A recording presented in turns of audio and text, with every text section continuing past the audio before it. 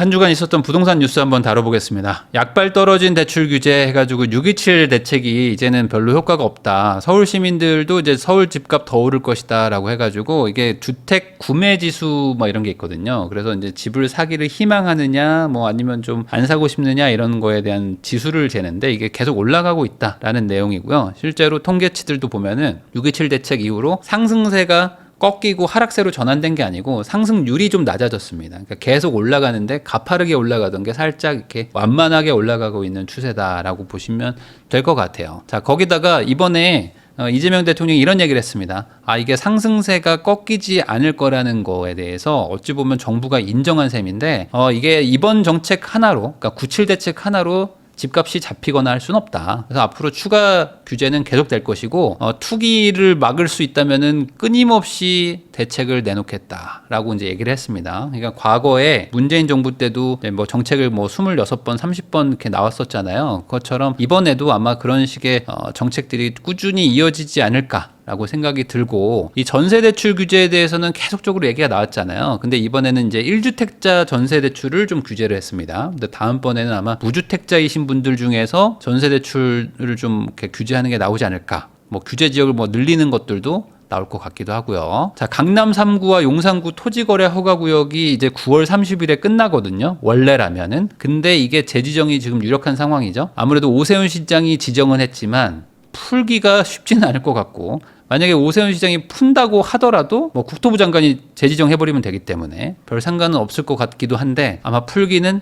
쉽지 않다. 자, 거기다가 오히려 더 확대될 확률이 높습니다. 그래서 지금 마포, 성동 이런 쪽으로 더 늘어날 것 같은데 이런 게 지금 걱정이에요. 그래서 지금 과천, 분당 여기까지도 가지 않겠냐. 서울은 마포, 성동, 뭐 경기도는 뭐 과천, 분당 이곳들이 6월 달부터 해서 많이 올랐거든요. 특히 7월 달에 뭐 살짝 대책 나오고 약간 주춤하는 느낌이었는데 8월 달에 다시 올라가면서 지금도 계속 올라가고 있습니다. 분당 뭐 지금 장난 아니에요. 그러다 보니까 여기도 아마 이제는 뭐 규제가 나올 것 같다라는 얘기들이 계속 끊임없이 나오고 있습니다. 왜냐하면 이게 대통령이 발언을 했잖아요. 그럼 지금 대통령 임기가 완전 극초반인데 여기서 대통령이 대출 규제뿐만 아니라 추가적으로 끊임없이 규제를 하겠다, 수요를 누르겠다라고 했는데 안 나올 리가 없을 것이다. 자, 장관도 시장도 토지거래 허가 구역을 정할 수 있는 권한이 생겼습니다. 그래서 이게 원래는 시장이 그 지자체에 해당하는 고는 그 시장이 하는 거고요. 이 지자체 두 개가 이렇게 걸쳐 있는 지역 있잖아요. 그러니까 서울시장이 경기도에 걸 수는 없으니까 경기도랑 뭐 서울이랑 이렇게 엮여 있는 뭐 이런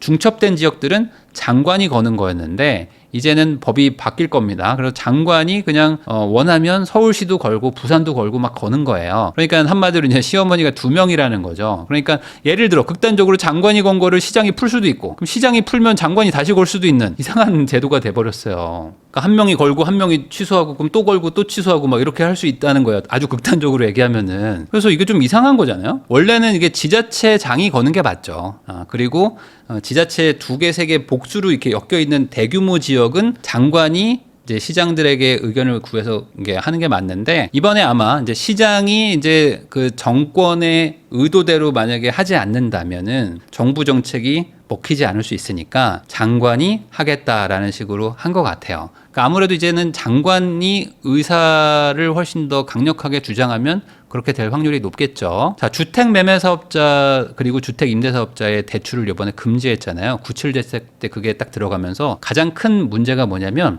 이겁니다. 지금 경매 시장이 큰일 났다. 원래 경매가 지금 주담대가 6억밖에 안 나오잖아요. 그래서 만약에 30억짜리 아파트를 경매로 낙찰받으면은 주택담보대출은 6억밖에 안 나옵니다. 그러니까 경락잔금 대출이 6억밖에 안 나오는 거예요. 근데 이게 말이 안 되잖아요. 경매라는 건 기본적으로 빚을 정리하는 건데 빚더미에 떠하는 이 집을 팔아가지고 빚을 정리하려고 하는데 이 경매 시장에다가 대출을 안 해주는 게 말이 됩니까? 그래서 이걸 대출을 해주려고 주택 매매 사업자를 내가지고 경매 낙찰받은 물건을 대출을 이제 하고 있었거든요. 근데 이 주택 매매 사업자를 이번에 또 대출 금지를 해버린 거예요. 그러니까 이제는 경매 시장은 이제 대출이 안 나온다고 보시면 됩니다. 6억이 최대치예요, 6억이. 자, 그러면은 보세요. 이게 빚 빚정리를 해야 되는 경매 물건에 어느 정도 능력이 좋은 사람들이, 현금도 있는 사람들이 그 경매 물건을 낙찰을 받아가지고 빚을 정리를 해줘야 되는데 이제 정말 현금 부자들만 경매를 하라는 거예요. 그러면 이게 무슨 소리냐? 경매 낙찰가가 떨어지는 효과가 나거든요. 그러니까 이제 빚 정리가 잘 안 되겠죠. 아무래도. 그래서 이게 경매 투자하는 사람들한테는 뭐 좋을 수도 있는데 문제는 뭐냐? 경매 투자자들도 그럼 현금 부자들만 들어갈 수 있으니 부자들을 더 부자 만드는 꼴이 되는 겁니다. 이 경매 시장에서도. 어쨌든 이런 일들이 지금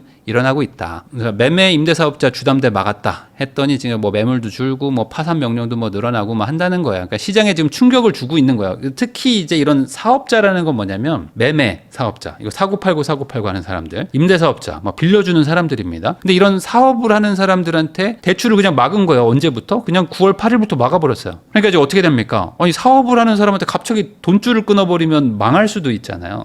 실제로 이런 것 때문에 망하는 사람들이 많아질 거예요. 앞으로는. 자, 정부가 속도전을 외치지만 일기 신도시 선도지구는 2027년 착공도 좀 난망이다. 어렵다. 그러니까 정부가 지금 속도를 많이 올려가지고 연간 35만 호씩 최대 135만 호를 착공하겠다고 했고요. 그중에 일기 신도시 선도지구 뭐 이런 것들도 착공을 해야 되는데 이것도 지금 잘 안 됩니다. 왜냐면은 원래 재건축이라는 게 잘 안 되고 느린 건데 이걸 빠르게 그리고 뭐 통합 재건축을 한다고 하니까 뭐 다들 이견이 많겠죠. 그러니까 이제 이걸로 의견 통합하고 뭐 회의하고 뭐 다시 뭐 싸우고 비대위 나오고 하면서 이제 시간이 좀 가고 있는데 뭐 정부야 빨리 하고 싶겠지만 어쨌든 이게 다 사유지고 국민들이 다 개개인이 가지고 있는 땅들이다 보니까 정부가 무작정 할 수는 없잖아요. 그래서 이게 좀 진행이 안 되고 있다는 얘기고요. 자, 분쟁 속출하고 있는 재건축 공사비에 대해서 정부가 이제 이런 거를 발의하려고 합니다. 뭐냐면 정부 중재에 무조건 따라야 되는 법이 지금 발의됐다고 합니다. 도정법을 개정을 해가지고 재건축 공사비를 가지고 뭐 예를 들어 시공사는 뭐 1,000만 원 달라, 조합은 뭐 800밖에 못 준다, 700밖에 못 준다, 뭐 이런 걸로 맨날 싸우잖아요. 그래가지고 공사 중단되고 막 싸우고 그러면서 뭐 입주 지연되고 하니까 야 이거 안 되겠다. 이 정부가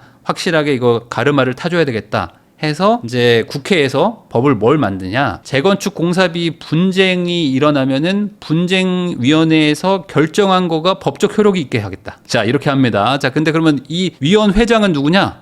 국토부 1차관입니다. 그러니까 국토부 1차관이 위원회장이에요. 그러니까 이분이 이제 대법관이 되는 거예요. 예를 들어. 그래서 이분이 딱 보고 위원회 의견을 구해가지고 자, 여기는 공사비가 시공사가 1,000만 원을 원하지만 자, 880에 합시다.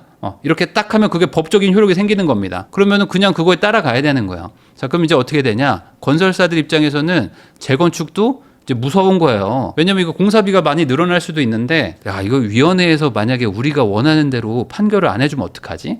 자, 근데 예전 같았으면 뭐 분쟁을 어떻게든 막 소송도 하고 해서 막 3심제로 막 가고 할 텐데 이거 어떻게 하려고 그럴까? 자, 그러면 이제 중재안이 이제 판결이에요. 그냥 이게 위원회가 이제 뭐 사법부의 느낌을 이제 내는 거겠죠. 자, 그러면 이제 건설사들 입장에서는 야, 재건축하지 말자라는 얘기가 나올 것 같고, 아니면 아예 입찰할 때 공사비를 엄청 부풀리겠죠. 안 그러면 이거 위험하니까. 자, 이제는 공사비 1,000에도 안 할 거고요. 저희는 한 1,300 주세요. 뭐 그럼 할게요. 뭐 이렇게 되지 않을까 싶어요. 확실하게 많이 올려놓고 차라리 깎자. 그게 맞지. 괜히 리스크 있게 처음부터 좀 싸게 입찰했다가 나중에 된통 당할 수 있으니까요. 자, 임대는 한강뷰, 집주인은 뒷동 해서 또 소셜믹스 갈등이라고 나왔는데 이번에 97 대책 때 하나 나온 게 있습니다. 뭐냐면 지금은 관리처분 인가라는 거를 받고 나서 그 다음에 동호수 추첨하고 막 이런 게 있습니다. 근데 그때 아무래도 조합원이 더 중요하잖아요.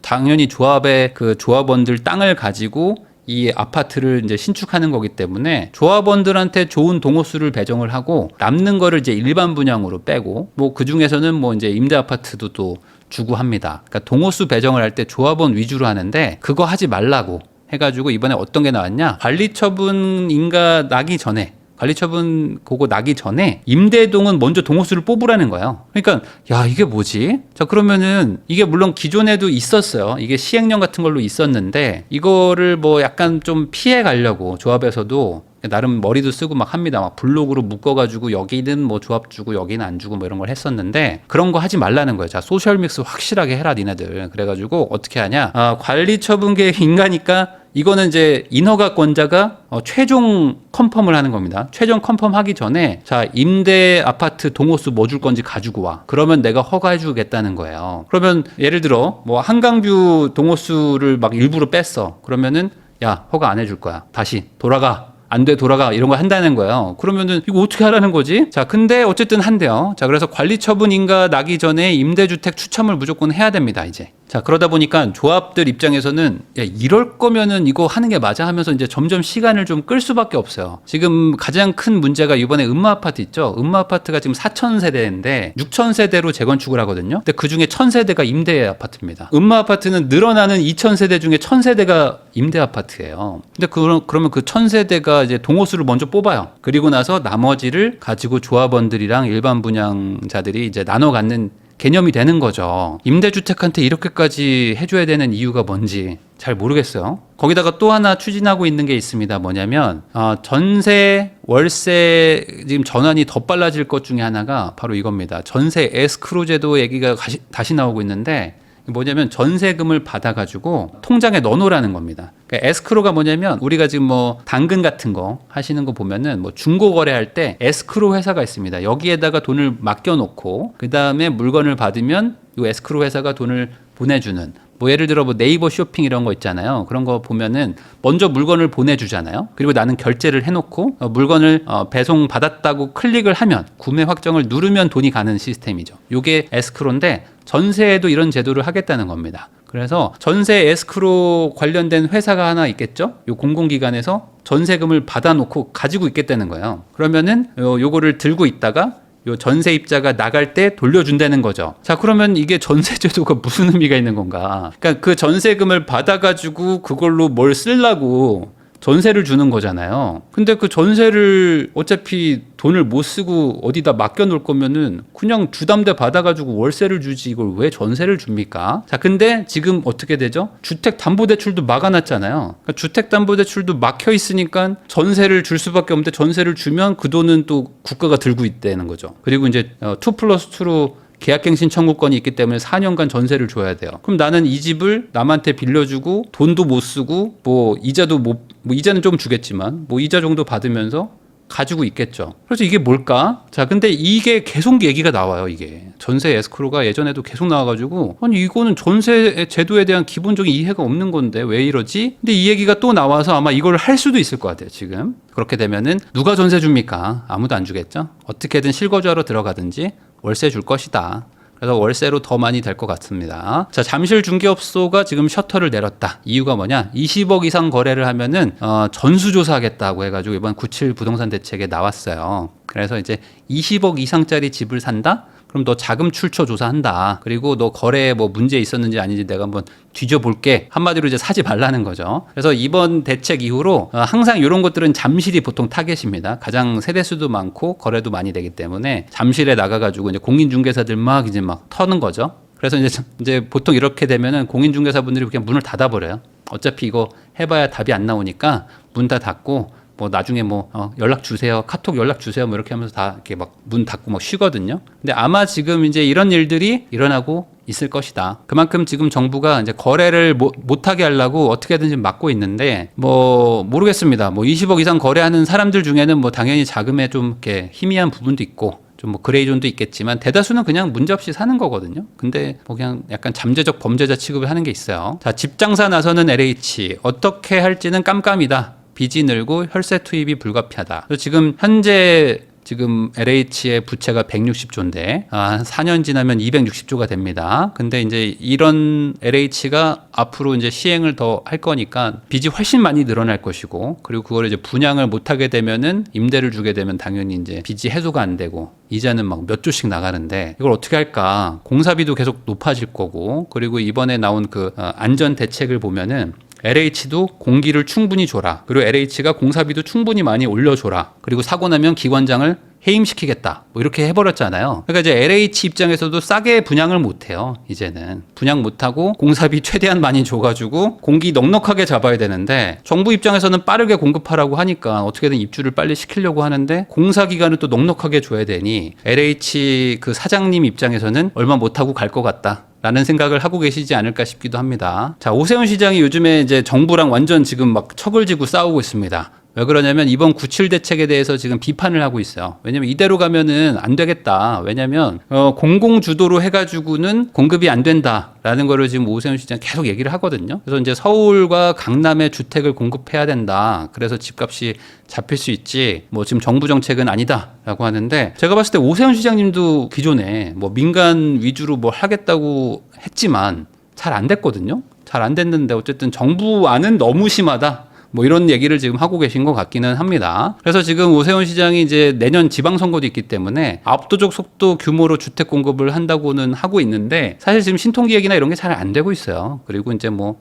아시겠지만 뭐 한강변에 임대 아파트 달라 뭐 이런 얘기들을 뭐 서울시가 하고 있기 때문에 이게 뭐가 맞는지는 모르겠지만 어쨌든 오세훈 시장님 보시기에는 야 정부 정책 너무하다 뭐 이렇게 얘기를 하고 있다. 지금 아니면 서울에 집을 못 산다. 실수요자들이 다급해진 이유 해가지고 지금 그 대책이 벌써 6.27 대책, 9.7 대책 나왔지만 뭐 마포나 뭐 이런 곳들 뭐 목동도 다시 막 오르고 있고요. 강동도 요즘에 뭐 분위기 좋죠. 그리고 요즘 분당도 뭐 장난 아닙니다.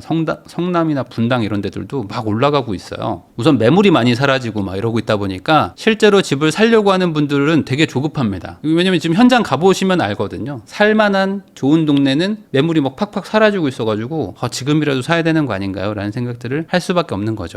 자, 집값 상승의 26%는 금리 인하 때문이다 라고 이제 한은에서 밝힌 게 있습니다. 6.27 효과가 약해질 수 있다. 왜냐하면 지금 한국은행에서 금리 인하를 계속 얘기를 하고 있죠. 그리고 실제로 금리가 내려가는 거에 영향이 집값에 가게 되는데 집값 인상분의 26% 정도는 금리 인하 효과 때문이라는 겁니다. 그러면 앞으로 금리를 계속 내릴 확률이 높잖아요. 그럼 어떻게 되냐? 집값이 상승할 확률이 더 높아진다는 얘기를 지금 한국은행에서 하고 있는 거고 이것 때문에 이번에 이제 10월에 금리 인하 또 금통위 회의가 있는데 정부에서 계속 뭐 대출 규제하겠다, 뭐 투기 수요 억제하겠다라고 또 얘기를 하다 보니까 이번에 금리 안 내리는 거 아닌가라는 얘기들도 지금 슬금슬금 나오고 있습니다. 자, 근데 이 기준금리랑은 상관없이 사실 지금 코픽스 금리라고 해가지고 시중에서 자금 조달하는 금리는 계속 내려가고 있습니다. 그래서 이제 많이 내려갔고요. 2.5 정도인데 요즘에 주담대 알아보신 분들은 좀 아실 거예요. 연초에는 막 4% 얘기들도 막 나오고 막 했었거든요. 근데 요즘에 꽤 많이 내려갔습니다. 3점 중반까지 많이 내려와서 후반에서 뭐 중후반 정도